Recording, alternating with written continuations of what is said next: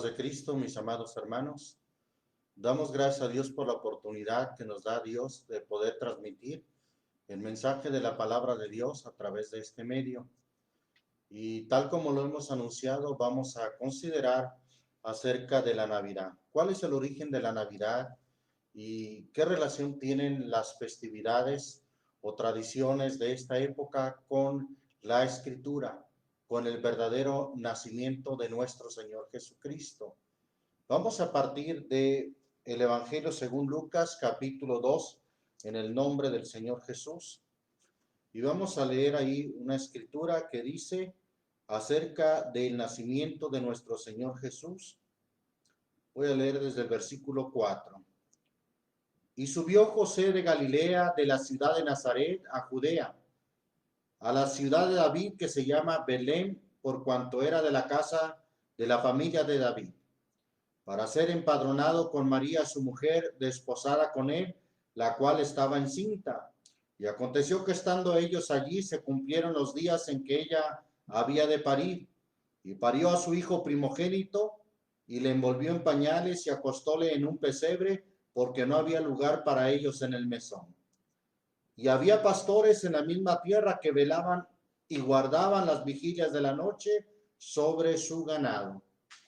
Bien, vamos a considerar entonces primeramente algunos puntos que descartan de manera total y absoluta el hecho de que Jesús haya podido nacer en diciembre o el 25 de diciembre, como se enseña en la tradición, ya que esta escritura que dice que cuando nació el Señor Jesús, los pastores en la misma tierra velaban y guardaban las vigilias de la noche sobre su ganado.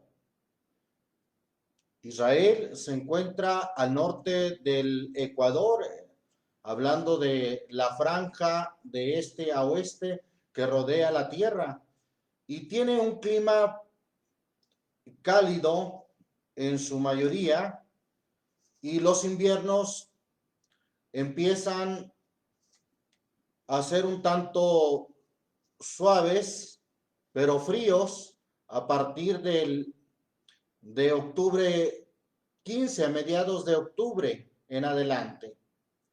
Bien,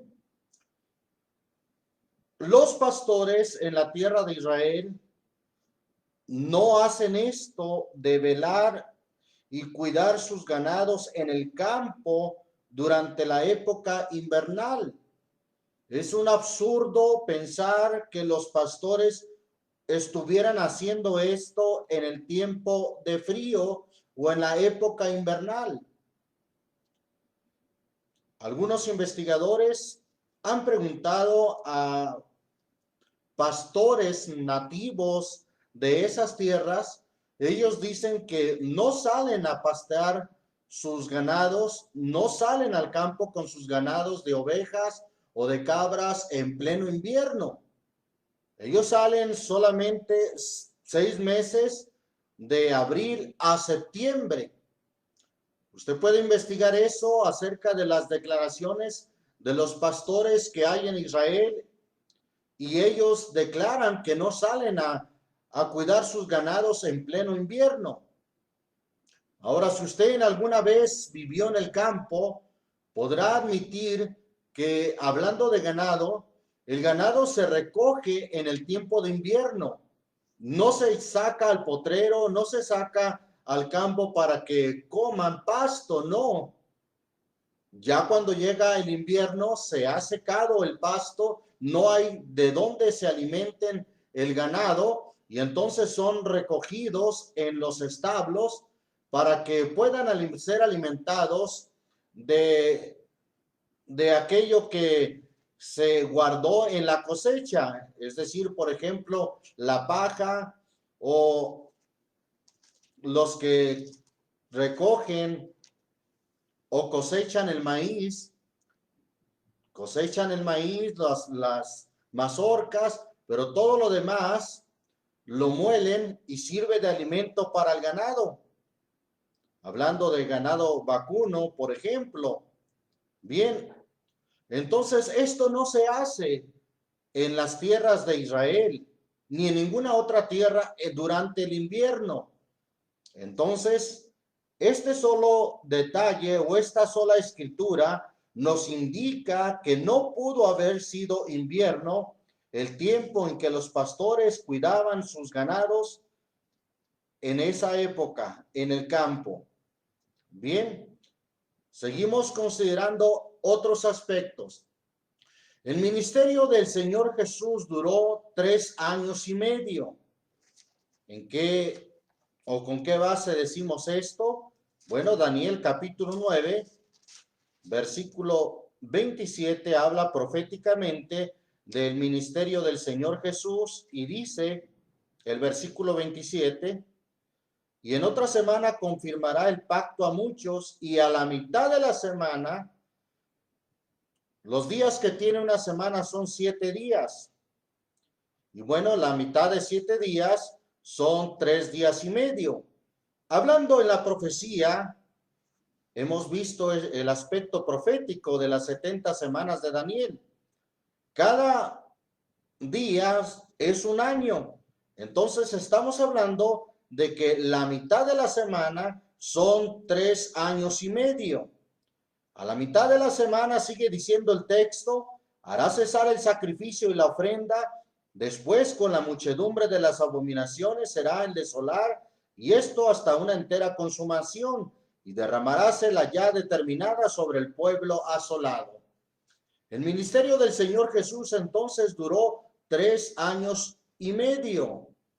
Su muerte ocurrió en la Pascua. Evangelio según Juan capítulo 18, dice ahí la escritura en el versículo 39, empero vosotros tenéis costumbre, les dijo Pilato, que os suelte uno, hablando de un reo o de un preso. Voy a leer desde el versículo 38 para que tenga un poco más de sentido. Dice, en el nombre del Señor Jesús, dícele Pilato, ¿qué cosa es verdad? Y como hubo dicho esto, salió otra vez a los judíos y díceles, yo no hallo en él ningún crimen. Pero vosotros tenéis costumbre que os suelte uno en la Pascua. ¿Queréis pues que os suelte al rey de los judíos? Evidentemente, la muerte del Señor Jesús sucedió en el tiempo de la Pascua. Capítulo 19 de ahí mismo de Juan, dice en el versículo 29 y 30. 29, 30 y 31. Y estaba allí un vaso lleno de vinagre, entonces ellos hinchieron una esponja de vinagre y rodeada a un hisopo, se la llegaron a la boca. Y como Jesús tomó el vinagre, dijo, consumado es, y habiendo inclinado la cabeza, dio el espíritu. Entonces los judíos, por cuanto era la víspera o la preparación de la Pascua, para que los cuerpos no quedasen en la cruz en el día del reposo, pues era el gran día del reposo, rogaron a Pilato que se les quebrasen las piernas y fuesen quitados. Ahí está, en la víspera de la Pascua, el gran día de la Pascua es que el Señor Jesús muere. Bien, ¿cuándo es la Pascua? Usted puede consultar y la Pascua viene cayendo a finales de marzo o a principios o en la primera quincena de abril. Todavía las gentes que celebran la Pascua tienen esa fecha de observancia a finales de marzo o principios de abril. Bien, si contamos 3 años y medio hacia atrás, o contamos ese medio año hacia atrás, nos encontramos que a finales de marzo, al finales de febrero, es el primer mes, es un mes. Finales de enero, el segundo mes. Finales de diciembre, tercer mes. Finales de noviembre, cuarto mes. Finales de octubre, quinto mes. Y finales de septiembre, el sexto mes. Y si de ahí contamos 30 años atrás, marcaría su nacimiento en el otoño, precisamente a finales de septiembre. Bendito el nombre del Señor Jesús. Ahora, tomando en cuenta que el Señor Jesús cuando inició su ministerio tenía la edad como de 30 años. Lo dice en Lucas capítulo 3, versículo 23. Y el mismo Jesús comenzaba a ser como de 30 años, hijo de José, como se creía que fue hijo de Elí. El Señor Jesús entonces comienza su ministerio a la edad de 30 años.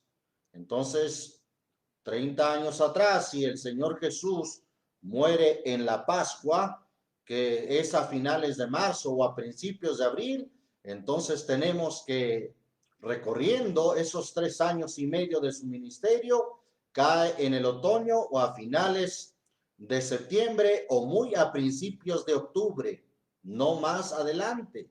Solamente entre esas fechas pudo haber sido el nacimiento de nuestro Señor Jesús. Pero vamos a ver más acerca en la Biblia de cómo podemos deducir con otros datos cuándo pudo haber sido el nacimiento del Señor Jesús, que no hay fecha exacta, no la vamos a hallar, pero sí podemos aproximarnos. Lucas capítulo 1.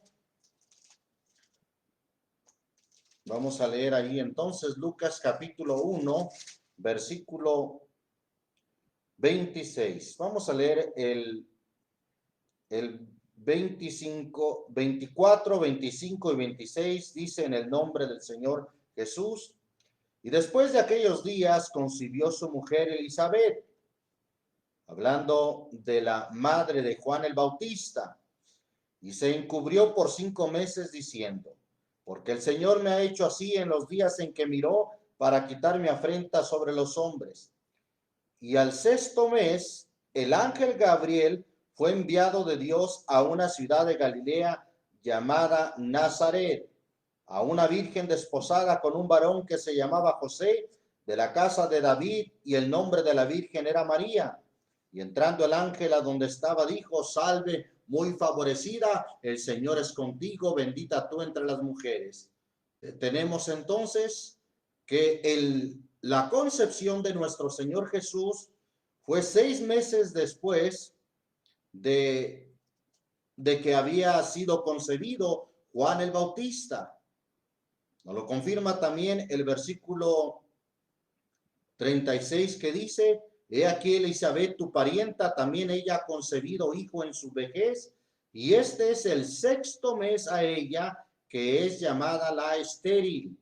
En el 6º mes que Elizabeth había concebido es que viene la concepción, el anuncio de que María concebiría su hijo y llamaría su nombre Jesús, como lo dice ahí el versículo 31.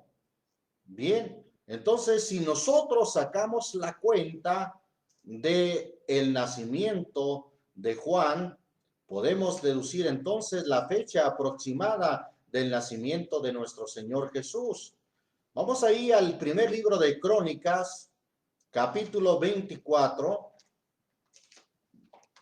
Primer libro de Crónicas, capítulo 24, versículo 7.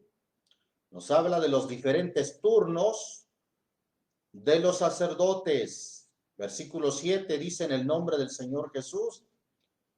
Y la primera suerte salió por Joiarib, la segunda por Jedaía, la tercera por Harim, la cuarta por Seorim, la quinta por Malquías, la sexta por Miamim, la séptima por Cos, la octava por Abías. Ahí está, note usted, porque vamos a ver que Zacarías, padre de Juan el Bautista, precisamente ministraba en el turno o en la suerte de Abías.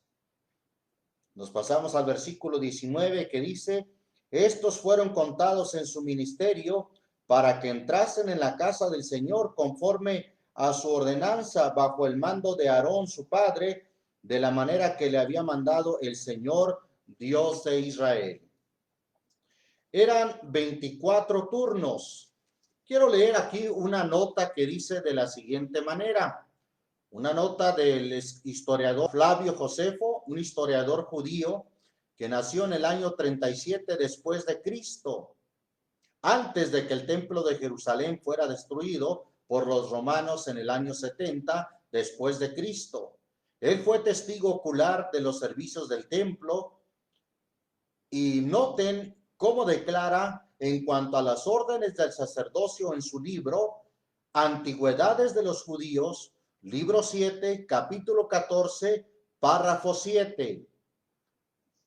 Es un importante historiador, Flavio Josefo, ya que fue contemporáneo de los apóstoles. Y él declara lo siguiente: David estableció 24 turnos, 16 de la casa de Eleazar y 8 de la casa de Itamar.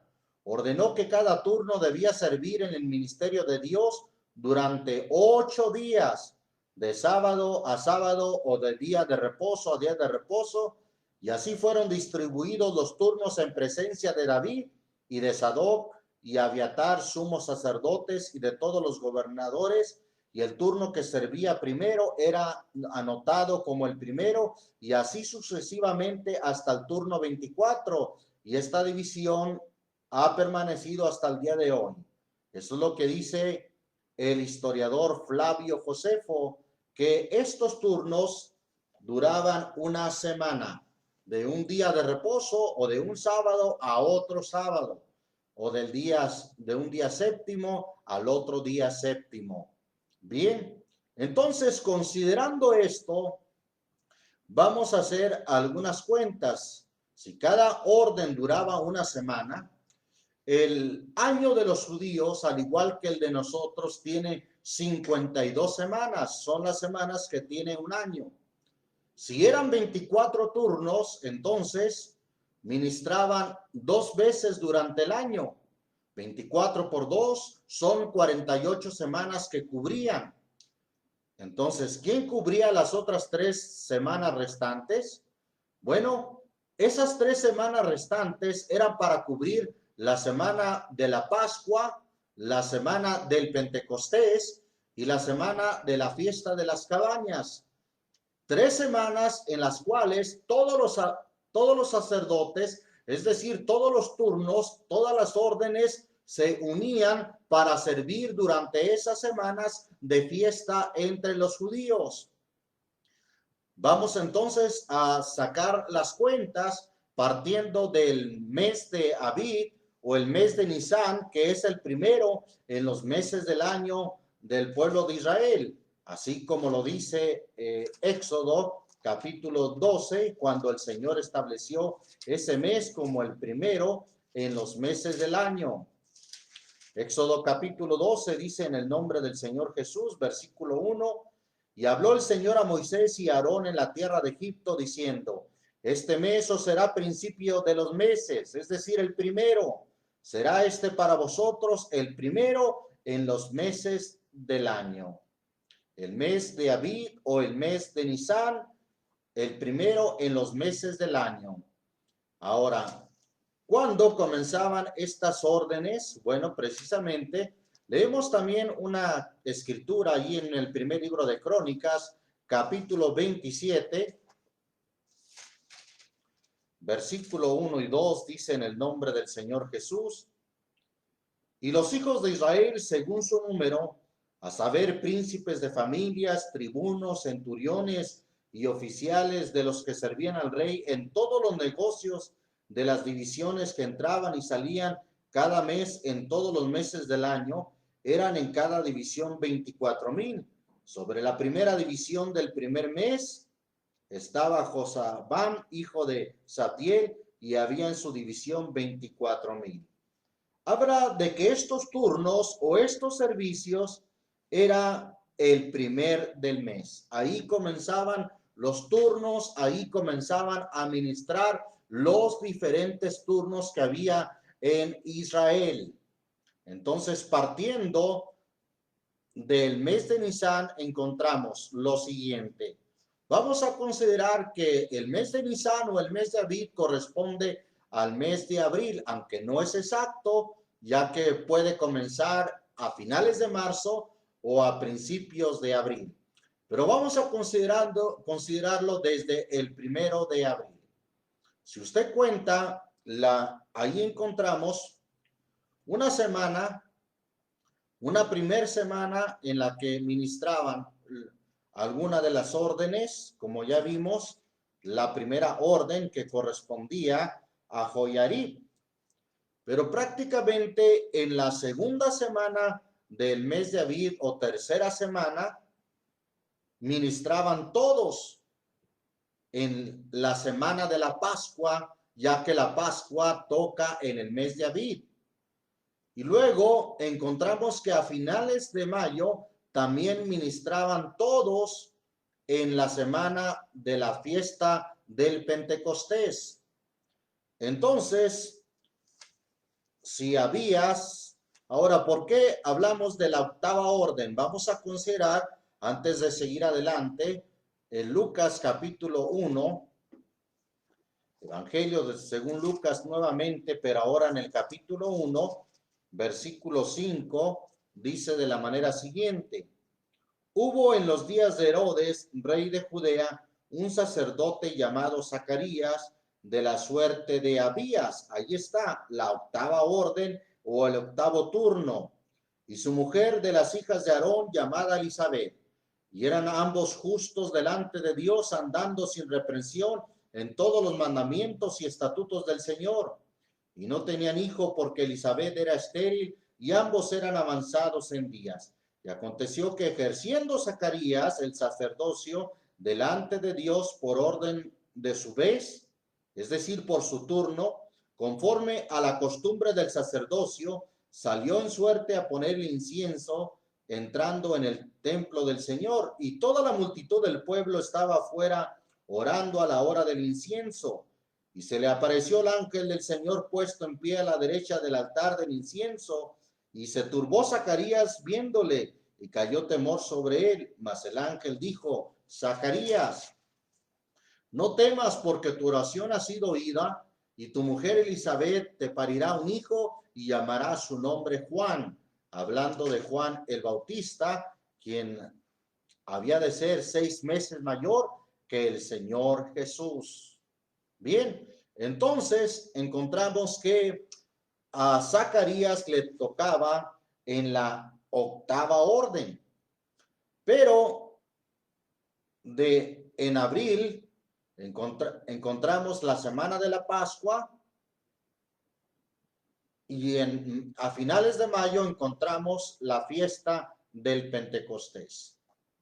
Entonces, si sumamos esas 2 semanas, para cuando le tocaba a Zacarías ministrar, contamos entonces que el mes de abril son 4 semanas. 4 órdenes, 4 turnos, pero uno de ellos fue el turno el que le tocaba a todos ministrar, que era la semana de la Pascua. Entonces, en los turnos correspondientes a cada uno, llevamos en el mes de abril 3 turnos, el tercer turno. Luego, en el mes de mayo, tenemos 3 semanas también, otros 6 turnos, y ahí tenemos 6 turnos. La última semana de mayo nuevamente les tocaba ministrar a todos por la fiesta del Pentecostés. Hasta ahí, a finales de mayo, llevamos 6 turnos. Y luego, en la primera y segunda semana de junio, tenemos entonces el 7º turno y el 8º turno, donde ministró Zacarías. Zacarías entonces estaría ministrando en la segunda semana del mes de junio. Una vez que Zacarías termina de ministrar en la segunda semana del mes de junio, encontramos lo que dice el versículo 23 de este mismo capítulo 1 de Lucas. Y fue que cumplidos los días de su oficio, se vino a su casa. Y después de aquellos días, es decir, después de que se vino a su casa, que fue después de la segunda semana del mes de junio, Después de aquellos días concibió su mujer Elizabeth y se encubrió por 5 meses diciendo, porque el Señor me ha hecho así en los días en que miró para quitar mi afrenta entre los hombres. Y luego ya dice, y el 6º mes el ángel Gabriel fue enviado de Dios a una ciudad de Galilea llamada Nazaret. Entonces, Elizabeth concibe en la segunda, más bien en la segunda mitad del mes de junio o en la tercera semana del mes de junio o cuarta semana. Como dije al principio, no podemos especificar una fecha exacta. Entonces, en esos últimos días o segunda quincena del mes de junio es que concibe Elizabeth a Juan. Y ahí contamos de la segunda quincena de junio, contamos 9 meses en que nació Juan el Bautista, que sería finales de julio, primer mes, finales de agosto, segundo mes, finales de septiembre, tercer mes, finales de octubre, cuarto mes, finales de noviembre, quinto mes, finales de diciembre, sexto mes, finales de enero, séptimo mes, finales de febrero, octavo mes, finales de marzo, noveno mes. Entonces Juan el Bautista nació a finales del mes de marzo y de ahí contamos 6 meses después en que nació el Señor Jesús, porque como ya vimos, Juan el Bautista era 6 meses mayor que nuestro Señor Jesús. Si Juan el Bautista nace entonces a finales del mes de marzo, contamos 6 meses, finales de abril un mes, finales de mayo segundo mes, finales de junio tercer mes, finales de julio cuarto mes, finales de agosto quinto mes y finales de septiembre, el sexto mes, que Juan Bautista era mayor que nuestro Señor Jesús. Entonces deducimos que la fecha aproximada en que nació el Señor Jesús para nada es la época invernal, no tiene nada que ver con diciembre, sino que fue aproximadamente a finales de septiembre. La fecha, como repito, aproximada en que nació el Señor Jesús. Ahora, vamos a ver algunos otros puntos. La Enciclopedia Católica, usted la puede consultar en línea o en internet y ponga Enciclopedia Católica Navidad. ¿Qué es lo que dice la Enciclopedia Católica acerca de la Navidad? En sus primeras notas dice, o dice así el texto, en la Sagrada Escritura, solo los pecadores, nunca los santos, celebraban la fecha de su nacimiento o su cumpleaños. Vamos a ver esto entonces. En la Biblia no encontramos el registro de la fecha exacta en que nació Jesús, pero tampoco encontramos la más mínima insinuación, enseñanza o práctica en relación a festejar el cumpleaños o el nacimiento de nuestro Señor Jesús. Y tiene sentido con la nota que hace la Enciclopedia Católica. Solo los pecadores, nunca los santos, celebraban su nacimiento o su cumpleaños. Esto entonces de celebrar el nacimiento del Señor Jesús es algo contrario a las Escrituras y que solamente lo hacían los pecadores, según la misma Enciclopedia Católica reconoce, y que nosotros también vamos a reconocer en base a lo que vamos a leer en la Escritura. Por ejemplo, Génesis capítulo 40. Libro de Génesis capítulo 40, hablando de Faraón, un hombre que viene a ser figura del mismo Satanás, que significa adversario, nuestro adversario. Ahí está esta figura de Faraón y cómo fue literalmente lo que él hizo en este capítulo 40, versículo 20, 21 y 22, dice: en el nombre del Señor Jesús. Y fue el tercero día, el día del nacimiento de Faraón. ¿Y qué hizo? E hizo banquete a todos los sirvientes y alzó la cabeza del principal de los coperos y la cabeza del principal de los panaderos entre sus servidores.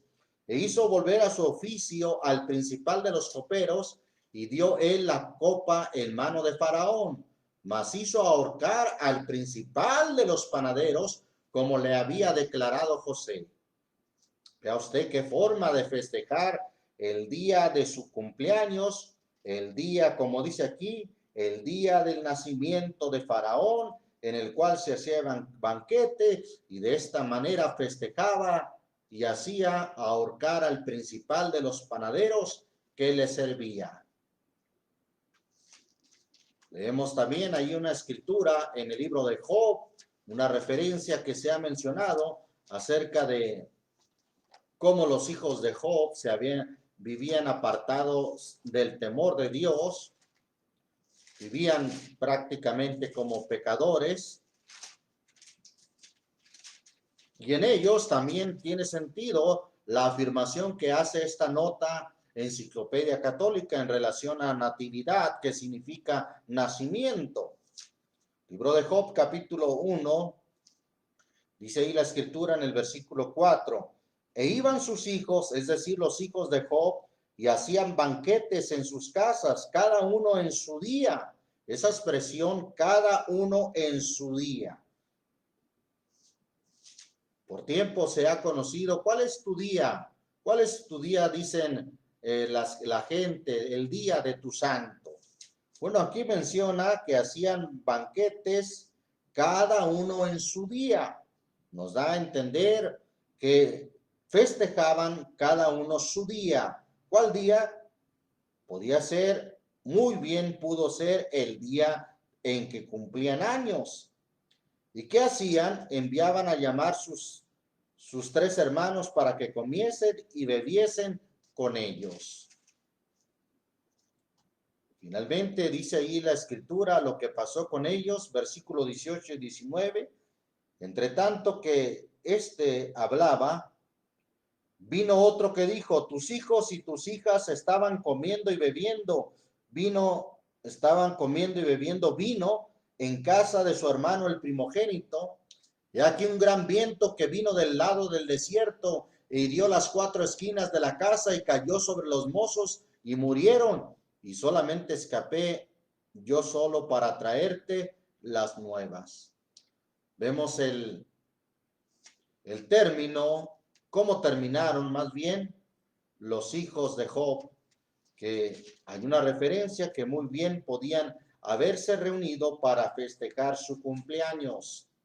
Nuevamente la nota dice: solo los pecadores celebraban su día de nacimiento o su cumpleaños. Vamos ahí a Mateo capítulo 14. Encontramos otro dato de esa afirmación en la cual estamos de acuerdo, que solo los pecadores festejaban el cumpleaños o el nacimiento. Mateo capítulo 14, dice ahí la escritura en el versículo 6, en el nombre del Señor Jesús. Mas celebrándose el día del nacimiento de Herodes. ¿Qué es lo que se le celebraba? El día del nacimiento o el cumpleaños de Herodes, que había en su cumpleaños. Y además, ¿quién era Herodes? Era un hombre pecador, era un hombre pagano. Y mire de qué manera celebraba su nacimiento. La hija de Herodías danzó en medio y agradó a Herodes. Y prometió él con juramento de darle todo lo que pidiese. Y ella, instruida primero de su madre, dijo: dame aquí en un plato la cabeza de Juan el Bautista. Entonces el rey se entristeció, mas por el juramento y por los que estaban juntamente a la mesa, mandó que se le diese, y enviando degolló a Juan en la cárcel, y fue traída su cabeza en un plato y dada a la muchacha, y ella la presentó a su madre. Ahí está, con mucha razón entonces la Enciclopedia Católica dice que solo los pecadores, nunca los santos, celebraban el día de su nacimiento o su cumpleaños. Y hoy en día podemos decir lo mismo, que los pecadores solamente son los que festejan su cumpleaños. Entonces, eso es lo que tenemos, ese es el antecedente bíblico, y no podemos pensar en ninguna manera que los apóstoles, los discípulos, la iglesia primitiva festejara el nacimiento de nuestro Señor Jesús. No hay ninguna referencia. Y si no hay ninguna referencia en la Escritura, es porque nuestro Dios no tiene ningún interés, no tiene ninguna aprobación a que se le festeje el día de su nacimiento. Con toda razón, por eso no existe en la Escritura la fecha exacta del día de su nacimiento. No existe, como ya dije, ni la más mínima insinuación de que se festejara el nacimiento de nuestro Señor Jesús. Bien, dice un notable escritor, la época invernal era cuando todos los dioses celebraban su cumpleaños, desde Osiris, Horus, Hércules, Baco, Adonis, Júpiter, Mitra y Tamuz. Representaban el calor del nuevo nacimiento del sol en forma de fuego. Estoy leyendo alguna de las notas.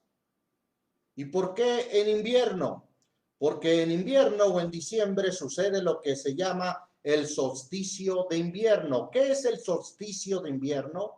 Es cuando llega la noche más larga y el día más corto. Ahí es cuando llega entonces la noche más larga, pero a partir de ahí, a la vez representaba la esperanza de días más largos, ya que a partir del solsticio de invierno, que sucede precisamente en esos días 21 o 24 o 25 de diciembre,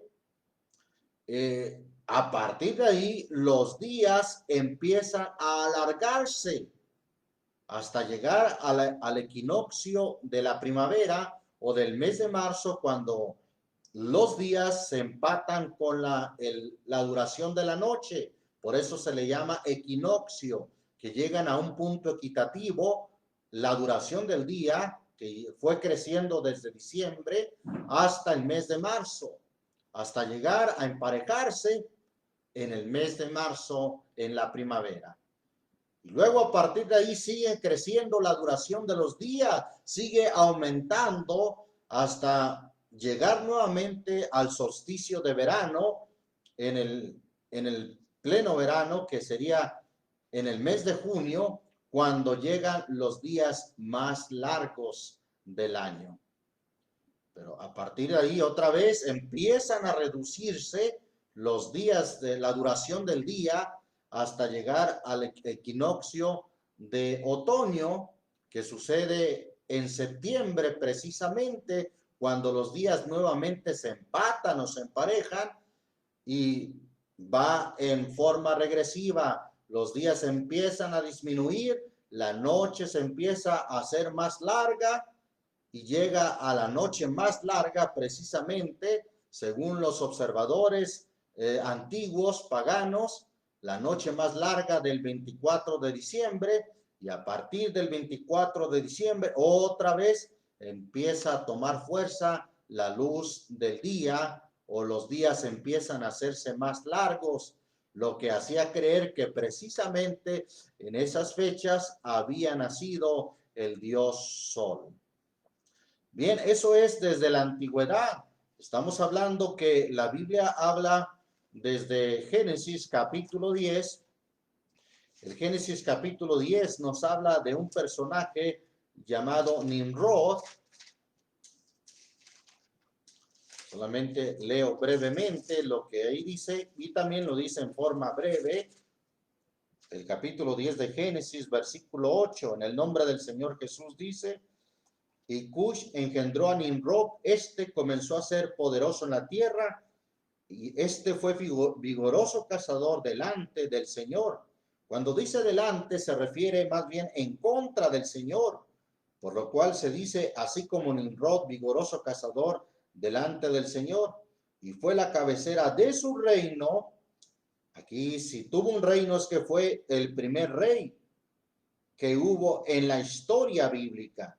Fue la cabecera de su reino, Babel, que significa confusión, donde también se erigió la torre de Babel. Fue la cabecera de su reino, Babel, y Erech, y Akkad, y Calné, en la tierra de Shinar, la misma tierra donde se edificó la torre de Babel. Nimrod celebra un matrimonio con una reina babilónica, la reina Semiramis, de los cuales nace un hijo, precisamente Tamuz. Tamuz, un cazador también, según la leyenda o según la mitología, es muerto por un gran jabalí y queda muerto precisamente en un tronco de árbol ya seco. De ahí al tiempo, la madre de Tamuz hizo creer a la gente que de ese árbol ya seco había nacido un arbolito verde y que ese arbolito verde era la reencarnación de su hijo Tamuz, considerado como el dios Sol. Y que todo aquel que llevara presentes alrededor de ese arbolito recibiría favores de ese Dios. Y de ahí es donde se desprende precisamente la adoración y la relación también de ese arbolito que se rodea de regalos. ¿Le parece conocido eso, esa práctica? De ahí nace esa tradición y bueno, esa leyenda es conocida en otras naciones con otras lenguas y se le conoció a ese dios Tamuz como Osiris, como Horus, como Hércules, como Baco, como Adonis o Júpiter y Mitra. Bien, entonces, en los tiempos del Señor Jesús y en el tiempo de los apóstoles, esto era una práctica en Roma, festejar el nacimiento del sol. Las celebraciones consistían o seguían consistiendo en árboles de pino para Tamuz, Adonis y Saturno. Bien, y los nórdicos, por cierto, hacían arder un leño gigante durante 12 días. Durante 12 días del festín de esas fiestas invernales, y también metían pinos, abetos, o sea, otro tipo de pino, abetos en sus casas. Hasta el día se fue por siglos expandiendo esa costumbre hasta que se incorporó a la Navidad. Ahora, pero en los días de los apóstoles, en los primeros siglos, en Roma se festejaban las llamadas Saturnales. Usted puede ver en su enciclopedia o lo puede también buscar en el buscador de su internet y mire lo que dice acerca de esas Saturnales. Las Saturnales eran unas importantes festividades romanas. La fiesta se celebraba con un sacrificio en el templo de Saturno, en el foro romano, y un banquete público seguido por el intercambio de regalos. Continuaba el festejo y un ambiente de carnaval en el que se producía una relajación o un desenfreno de las normas sociales. Eso lo dice Wikipedia. Las Saturnales o Saturnalia. Allí está entonces cómo se celebraban. Los romanos celebraban el 25 de diciembre la fiesta de Natalis Solis Invicto o Sol Invicto, el nacimiento del sol, asociada al nacimiento de Apolo también. Entonces encontramos que la Navidad se festejaba en Roma como las Saturnales o como el nacimiento del sol invicto.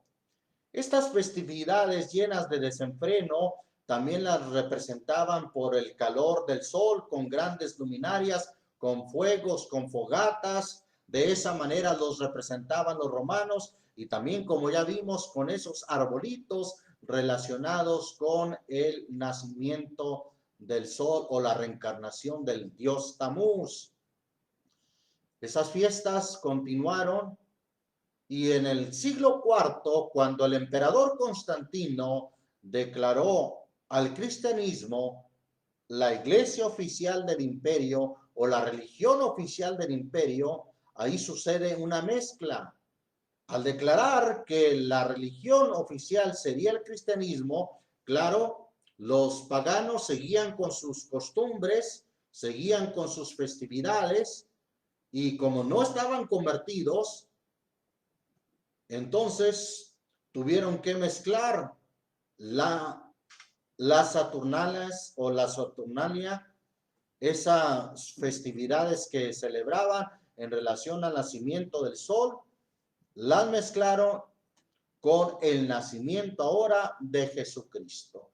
Los líderes apóstatas de la iglesia del siglo IV apostataron de la fe, apostataron de la doctrina y crearon una mezcla en la cual dijeron, bueno, pues Cristo también es el sol de justicia, vamos a celebrar el nacimiento de Cristo el 25 de diciembre. Y desde ahí la iglesia supuestamente cristiana, pero como ya dije, una iglesia apóstata, mezcló, involucró los festejos paganos de las Saturnalias en la llamada iglesia de aquel tiempo, que había apostatado de la fe. Bien, entonces esas tradiciones se han venido arrastrando a través de los tiempos, y de ahí vienen otros personajes, como lo es el personaje del Santo Claus. Quiero leerles algo acerca de ese personaje, Santo Claus.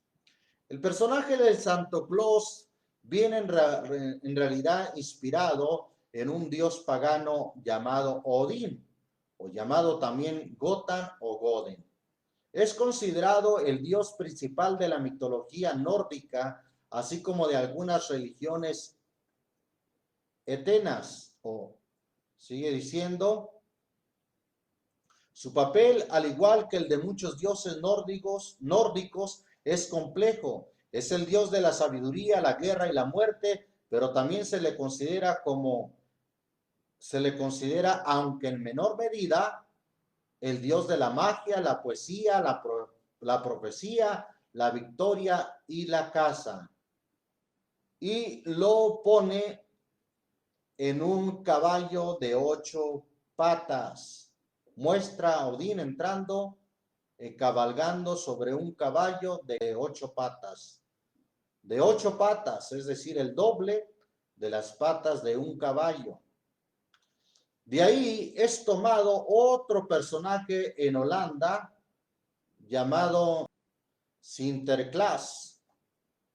Fue un personaje llamado San Nicolás. Este personaje, adorado por los niños y mayores, según la tradición, Sinterklaas vivía en Madrid, y todos los años llegaba a las costas, o llega todavía, dice aquí, a las costas holandesas en barco junto con unos ayudantes, montado en un caballo blanco. Este personaje, Sinterklaas o San Nicolás, ha tenido estrechos vínculos con Ámsterdam, es decir, con la capital de Holanda, desde el 343 después de Cristo.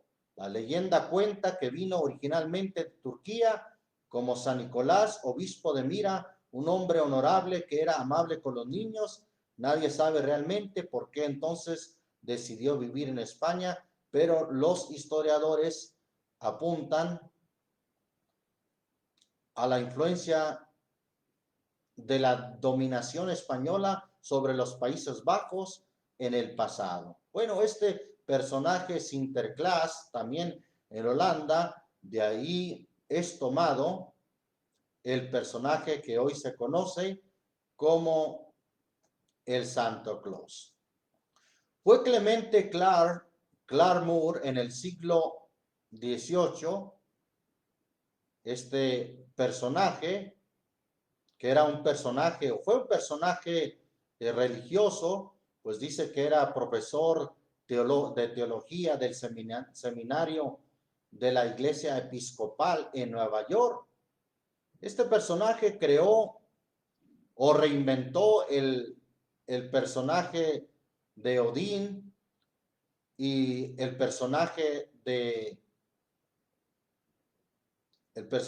Sinterklaas, lo reinventó con el famoso Santa Claus, que si aquel dios Odín tenía un caballo de 8 patas, bueno, este lo reinventó con un trineo de 8 renos. Pero la forma en que lo reinventó todavía no era tanto como el que hoy conocemos. Fue reinventado por este hombre, Claremont, como un enano alegre, de barba, que llevaba felicidad a los niños. Y después vino otro hombre llamado Thomas Nast, también en el siglo XIX, en el siglo XIX más bien. Él inventó finalmente el personaje que hoy se conoce como Santo Claus. Bueno, son inventos a través de los tiempos que ha habido, pero que nada tienen que ver con la Biblia, nada tienen que ver con la Escritura. Es el punto que todas estas son tradiciones de hombres que han venido también a ser personajes publicitarios. Por ejemplo, tome nota de esto. Cada año se plantan 315 millones de árboles de Navidad en unas 15,000 haciendas. Y se le da tanta importancia, es tanto el negocio de los arbolitos, tanta la honra y la importancia que se le da a ese arbolito y al Santo Claus, basado en tradiciones que viene desde sus orígenes del dios Odín, que viajaba en un caballo blanco de 8 patas.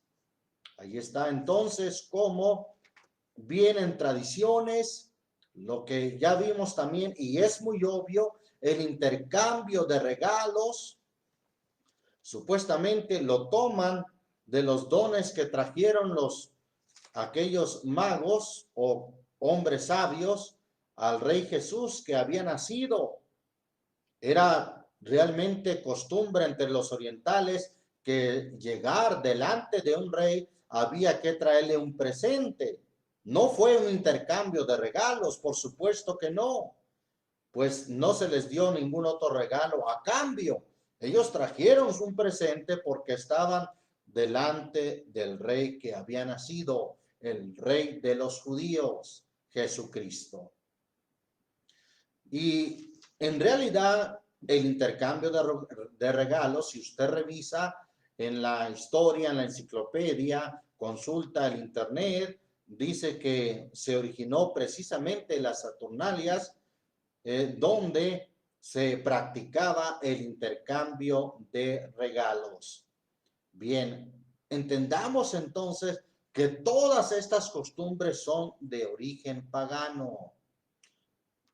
Los santos no celebraban su cumpleaños. Dice aún la misma enciclopedia católica, solamente lo hacían los pecadores. Y como ya vimos, conforme a la Escritura. Realmente debemos de hacer conciencia. Vamos a terminar en un pasaje de Jeremías, capítulo 10, Jeremías capítulo 10 dice: en el nombre del Señor Jesucristo, como cristianos, como hombres de fe, debemos de hacer conciencia de no seguir la corriente de las tradiciones, la corriente del mundo. Pues dice el Señor en Jeremías capítulo 10, versículo 1 al 3: oíd palabra que el Señor ha hablado sobre vosotros, oh casa de Israel. Así dijo el Señor: no aprendáis el camino de las gentes, ni de las señales del cielo tengáis temor, aunque las gentes las teman, porque las costumbres de los pueblos son vanidad, porque el leño del monte cortaron, obra de manos de artífice con buril. Ahí está diciéndonos el Señor: no aprendáis el camino o las costumbres de las gentes. No las aprendamos. El apóstol Pablo habló a los Gálatas que habían sido engañados cuando les dice: oh Gálatas insensatos, ¿quién os fascinó para no obedecer a la verdad? Y les dice en el capítulo 4, versículo 8: antes, en otro tiempo, no conociendo a Dios, servíais a los que por naturaleza no son dioses. Entre los Gálatas habían sido paganos también. Sigue diciendo: mas ahora, habiendo conocido a Dios, o más bien siendo conocidos de Dios, ¿cómo volvéis de nuevo a los flacos y pobres rudimentos en los cuales queréis volver a servir? Guardando los días y los meses y los tiempos y los años. Y les dice: temo de vosotros que no haya trabajado en vano en vosotros. Era su preocupación, su temor, que haya sido en vano, pues los Gálatas habían sido engañados y ahora estaban guardando los días, los meses, los años, los tiempos y los años. Vamos a hacer un resumen entonces. ¿Por qué no estamos de acuerdo con festejar Navidad? Bueno, el origen de la Navidad es totalmente pagano. Vemos en las Escrituras que los pastores que pasaban las vigilias de la noche sobre su ganado, cuando nació el Señor Jesús, no pudo haber sido en invierno, sino es el tiempo en que ellos salen a apacentar sus rebaños, es solamente de abril a septiembre. Entonces, definitivamente no pudo haber sido el nacimiento del Señor Jesús en época invernal. Segundo punto que vimos es que el Señor ministró 3 años y medio. Comenzó su ministerio a los 30 años y ministró 3 años y medio. Y su muerte, precisamente cuando finaliza su ministerio, fue en el tiempo de la Pascua, que sucede o a finales de marzo o a principios de abril. Y contando ahí a finales de marzo hacia atrás 6 meses, nos da precisamente la última quincena del mes de septiembre. Pero además consideramos en la Escritura cómo la Biblia habla del nacimiento de Juan el Bautista, que fue 6 meses mayor que nuestro Señor Jesús, y deducimos que entonces Zacarías, padre de Juan, ministró en la orden de Abías, la 8ª orden, y comenzando desde abril, sumamos también la semana en que participaban todos, la semana de la Pascua y la semana del Pentecostés, y vemos que la orden de Abías tuvo que ser en la segunda semana del mes de junio. Después de la segunda semana del mes de junio, o en la segunda quincena, Zacarías va a su casa y su mujer Elizabeth concibe a Juan. Vemos ahí, contamos la concepción de Juan, que pudo haber sido entonces a finales de junio. Contamos los 9 meses en que nació Juan el Bautista y vamos a la segunda quincena del mes de marzo. Y de ahí contamos otros 6 meses marzo, abril, mayo, junio, julio, agosto, septiembre. Entonces la fecha aproximada del nacimiento de nuestro Señor Jesús, que no es exacta, sucedió a finales de septiembre. Además, vimos que esta tradición de festejar el nacimiento no es bíblica, no es de los santos, pues aún la misma enciclopedia católica reconoce y dice, solo los pecadores, nunca los santos, celebraban la fecha de su nacimiento. Por lo cual vimos las escrituras y vimos entonces que el celebrar el nacimiento del sol es precisamente eso, un nacimiento, una celebración al dios pagano, Sol Invicto, o otras deidades conocidos con diferentes nombres, representado por el calor del fuego, por grandes luminarias y también por el famoso arbolito de Navidad, a lo cual se añaden otros personajes como el dios Odín, llamado hoy en día Santo Claus. Y la Biblia dice a su iglesia entonces, no aprendáis el camino de las gentes ni sus costumbres, porque son vanidad. No hagamos como las gentes, no hagamos como aquellos que no conocen a Dios, sino que seamos realmente ese pueblo que dice la Escritura, real sacerdocio, gente santa, pueblo adquirido, para que anunciéis las virtudes de aquel que nos ha llamado de las tinieblas a su luz admirable. Oramos en el nombre de nuestro Señor Jesucristo. Señor Jesús, te damos muchas gracias por tu palabra que es la verdad. Señor, la gente se envuelve en tradiciones, Navidad, festejos que en realidad tienen un origen totalmente pagano y que no es conforme a las Escrituras.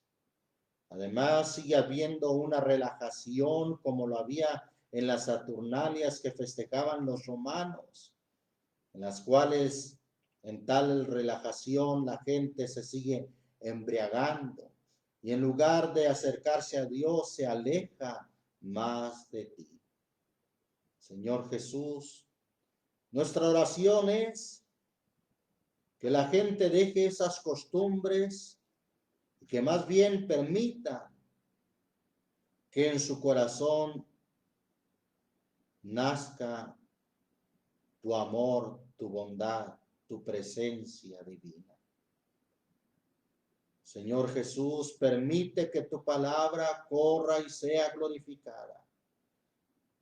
Y conoceréis la verdad y la verdad os libertará. Que sean sacados de las tinieblas a tu luz admirable.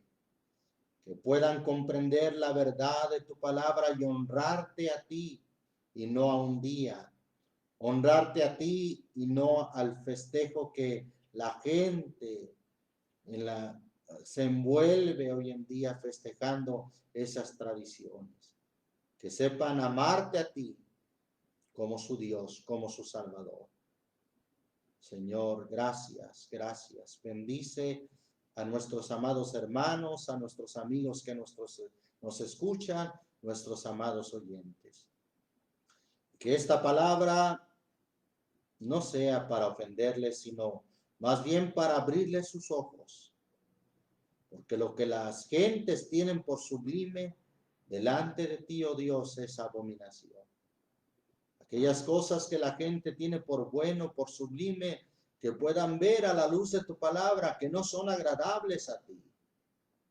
Señor Jesús, que seas tú hablando en el corazón.